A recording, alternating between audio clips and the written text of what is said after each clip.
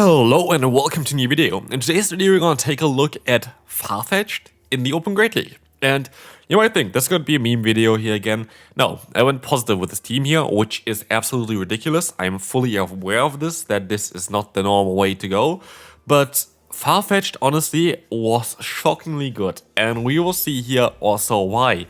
One, or like the biggest reason why I also even wanted to try this team here, or like this Pokemon itself, was Air Cutter. We're going to have a double Air Cutter team here. I thought about like other Pokemon that would learn Air Cutter as well, which I want to showcase and which I think have some potential in the current meta.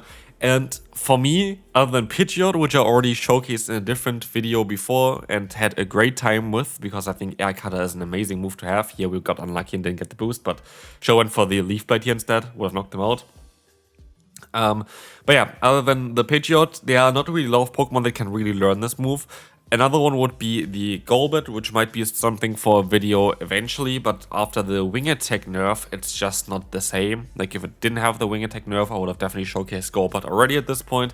But yeah, basically, we're going to take a look here today at Farfetch'd and why this Pokemon is so strong.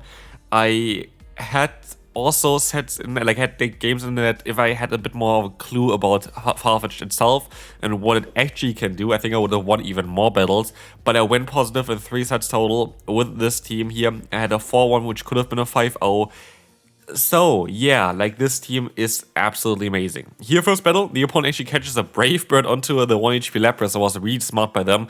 But also we were able to basically get a ton of energy on our Stunfisk here for free, which means we're going to be able to get a lot of damage in here against the opponent. We should be kind of fine here. Hydrokin comes through. They're still going to get another one, but I do think we even still survive it because we have so much bulk on this Pokemon. Yes, we do. And so we're going to be able to win the first battle. Next opponent, actually I had to cut out just the battle there because like the opponent lagged out. I didn't really want to showcase the battle. Let's take 1 minute off the opponent just not being there. So yeah, here we're going to take a look at the second battle. We're going to see the Mara coming in, and here's for example one of those examples where I just kinda don't play the team right. I sure went into Farfetch'd here. Farfetch'd has Leaf Blade. Why did I go into my Pidgeot? I don't know. They actually went for the bait first and then caught me with the Rock Slide, which is very smart by them. And now they're going to use most 82 shields to realign themselves, which is really smart. But I could have completely avoided this one if I just went into Farfetch'd. Farfetch'd generates energy faster. Farfetch'd has super effective damage against the opponent. And it's a duck. And this is the main thing why I wanted to showcase this Pokemon as well. I have this Pokemon built here already for ages. I need to best buddy it eventually as well. The best thing, by the way, for Farfetch'd would be a 100% variant of this Pokemon. But I got this Pokemon from a lucky trade and shiny, and so I wanted to really build this one. As like regional shinies are super rare, I was really happy that I was able to get this Pokemon here. But as you're going to see, Farfetch'd is going to take advantage of the energy it has, as you're going to be able to get 2 KOs here, and in the back there's going to be a Gastrodon, which again is going to be a Pokemon that is not going to enjoy the Leaf Blade of the Farfetch'd, and all of a sudden Farfetch'd was able to basically beat the entire team from the opponent. Like, what? It's a duck. Come on, it is a duck, and we're going to be able to go for another Air Cutter here, and this means this is going to be a good game as Farfetch'd is going to be able to sweep the entire team from the opponent. So if you have any doubt about like the Farfetch'd, I hope this kind of clears things up. And again, I make a huge mistake here. I should have went into Farfetch'd again. I completely forgot about Fury Cutter being a super effective hit, but also generating energy faster than what we can do here with the Gust, which means we would have actually been able to outspeed the opponent the entire time. If I went into the Farfetch'd, I would have done super effective fast move pressure. If I went into the Farfetch'd, I made a huge mistake by this. I completely, messed up against the Credilli here. Credilli is actually a very much playable matchup if I would have just went into the correct Pokemon, though they can realign themselves, which is really unfortunate. And while we got them low, here as you're gonna see, I go now into the Farfetch'd and I was like, we do actually so much fast move pressure here against the opponent. Why didn't I go into this one before? I could have even generated more energy as well. This was, by the way, the first battle that I ever did with this team, and I now get to Hard Walled. I could have completely avoided this one. This should have been a win if I just played better, but again, that was the first battle that I did, and yes, I thought that Pidgeot is going to be the better closer or whatever here for those scenarios like this, but no. it is actually Farfetch'd. Farfetch'd is absolutely amazing. Like, the Leaf Blade is changing so much. By the way, even in neutral matchups, Leaf Blade is still stronger than the Air Cutter. Air Cutter is just going to be something that you want to use if you can knock out the opponent or it's super effective, because, yeah, it would allow you to get a boost. Here, for example, the other move is resisted. This is a stab, neutral hit. Air Cutter is going to be our best option. We still haven't seen really a boost from Air Cutter. I think it's a 30% chance to boost the attack by 1 stage, which is really cool. And we still swipe. We don't get to the Air Cutter, which is kind of unfortunate, but we still should be in our K spot here. I can let the move go through. It's going to be an awkward tail. We can take at least 1. 2 going to be a bit difficult, but we can at least still get to the mud bomb here, knock them out, and go basically toe-to-toe, because, like, yeah, they have to go and let the move go. We have to swap out here. I hope I can farm them down. Sparkling area comes through.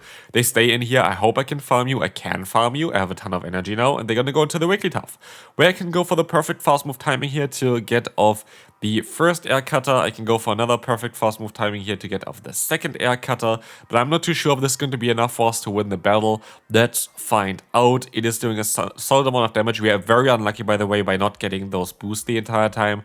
I think we should have got at least like 1 or 2 more boosts than we got so far, but luckily we're still going to be able to survive this. And yeah, with the battle where the opponent lagged out and the one battle where I just misplayed, I could have had a 5-0 in the first set with this team.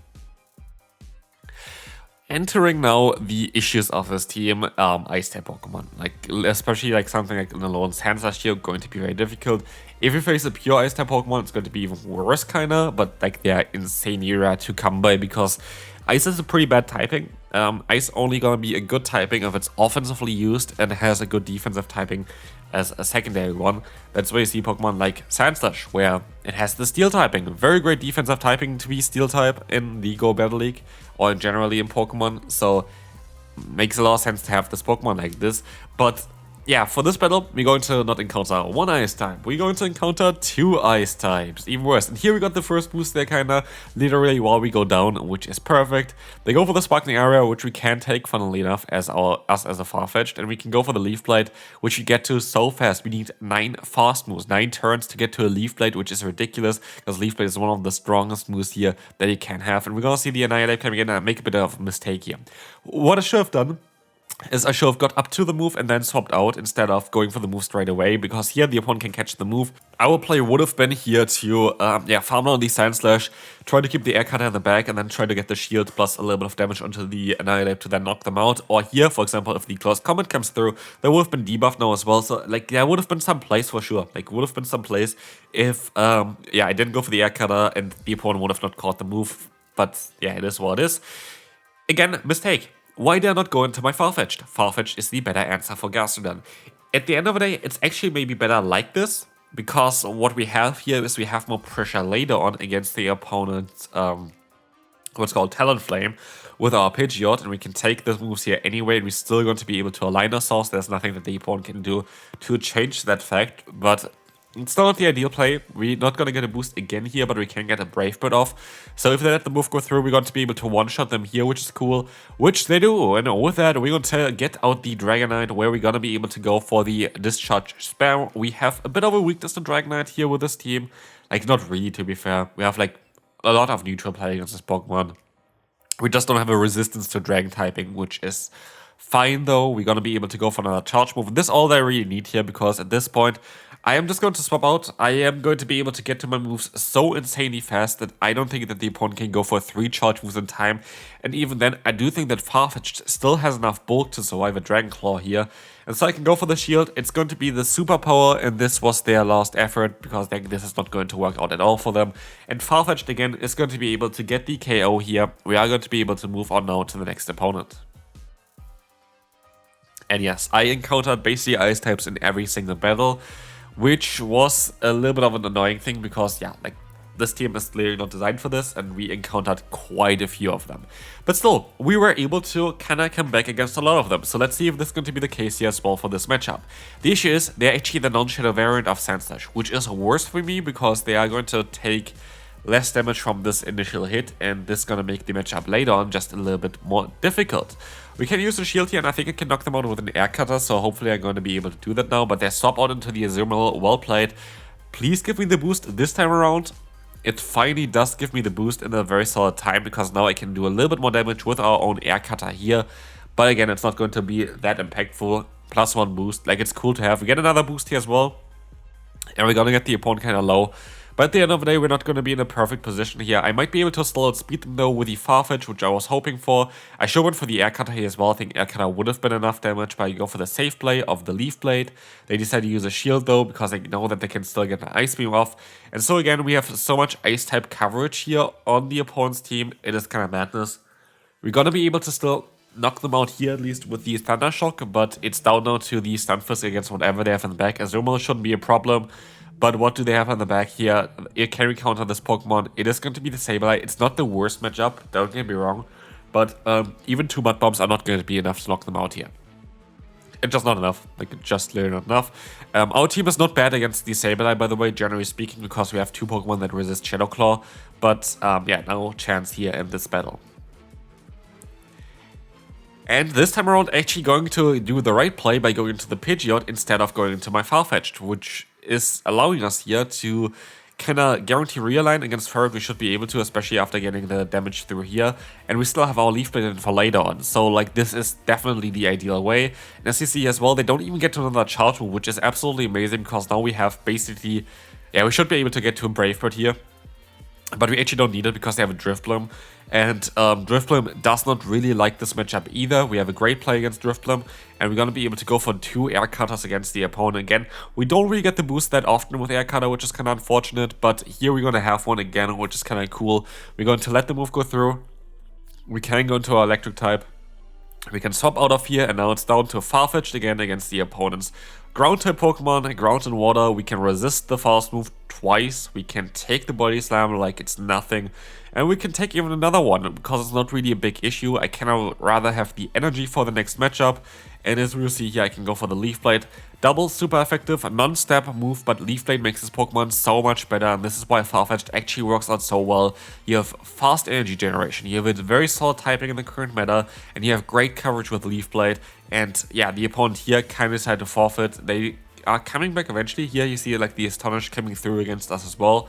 But yeah, Air Cutter's coming through here. We can go for another Air Cutter, and even Farfetch'd is going to be able to just knock out the opponent's Pokemon here, which is ridiculous. We get the attack boost here where it doesn't matter. We got a shield still because I want to win with my Duck. Look at this Pokemon. Like, honestly, I love how good Farfetch'd is in the current Great League meta. It shouldn't be the case, but it is the case. Look at this Pokemon, knocking them all out, and we can move on to the next opponent. But yeah, I definitely do think that this is a buff for this Pokemon, that we have access to Air Cutter here. Before, you would be running Aerial Ace, which is doing a little bit more damage, I think, but like, to be fair, having the option to boost your own attack is so much more valuable here compared to the Aerial Ace. Aerial Ace was never a great move as well.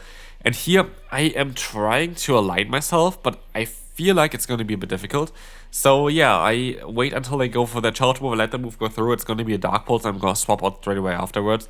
But the issue is we're very likely going to have a scenario later on where the Marowak is coming back in against us. But because I stayed in so long with their own Marowak, we are in a position now where at least we're still going to be able to get a discharge off while keeping a Mud Bomb for later on to kind of turn on the switch clock a little bit longer. And as you see here, they're going to go for the charge move to get the free fast move in against them, which is great. And I use my shield here because I can go for the Mud Bomb and now align myself afterwards again, which is what I want to do. I have energy still on my Farfetch'd. I have access to Air Cutter. Air Cutter should be enough to knock them out here and has the option to boost my own attack.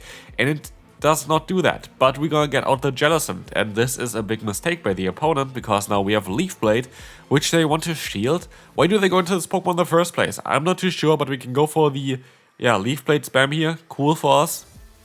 They swap out now into the Mandibuzz, but not before I can go for an Air Cutter, and it looks like it's a CMP tie against the opponent as well. With that, the Air Cutter is coming through, gonna get the attack boost now, which doesn't matter anymore. If we got this earlier, would have been so cool because we would have knocked them out here, we would have most likely done more damage against other Pokemon. But we can take a hit here against the opponent. I should have most likely went into my Stunfisk instead, but I should still be out of range for a Surf, and that's at least what I hope. I win CMP tie against the opponent guaranteed, so I'm just gonna swap out of here and try to do the most with my Stunfisk, which is going to be a discharge, and this is going to be definitely a game that we are going to be able to win. So good game to the opponent, and again, Farfetch'd did a great job here.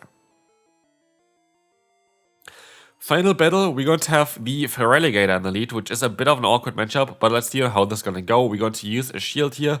Hydro Cannon coming through. We can win this in the 2-shield scenario as far as I know, because we are going to be able to outspeed them, which is kind of cool.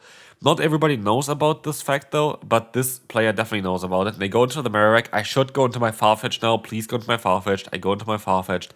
That is great, because what we can do now is we can go for the charge move here. I should have not went straight for it. I should have went for 2 fast moves over.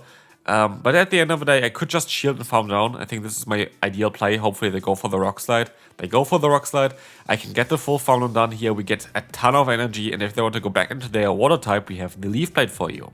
So they're very likely going to go into their final Pokemon, which is going to be the Moltres, which is kind of what you could expect. But we can go for an Air Cutter. We don't get the boost, and we can swap out here because we could take the charge moves here a little bit better. But as you will see, they're going to go for their Hydro Cannon. Is it enough to knock us out? It is enough, and so it's down to Farfetch'd. Air Cutter is coming through. I would assume that they're going to use their shields here. Let's see. They don't, and we have to farm them down now, but because we get the attack boost, this game is all of a sudden completely a different one, as we can go for another Air Cutter here as well. This is going to allow us to get a ton of damage onto them, and we can swap out here while keeping the energy still, and I got the free fast move in. If they knock us out here, they win, but they actually don't. We survive with 1 HP, and this is going to be it for this video. Hopefully you enjoyed the Farfetch'd showcase. This Pokemon is so much better with Air Cutter now, and we're positive with this team, which is hilarious, and I'll see you then. Bye bye.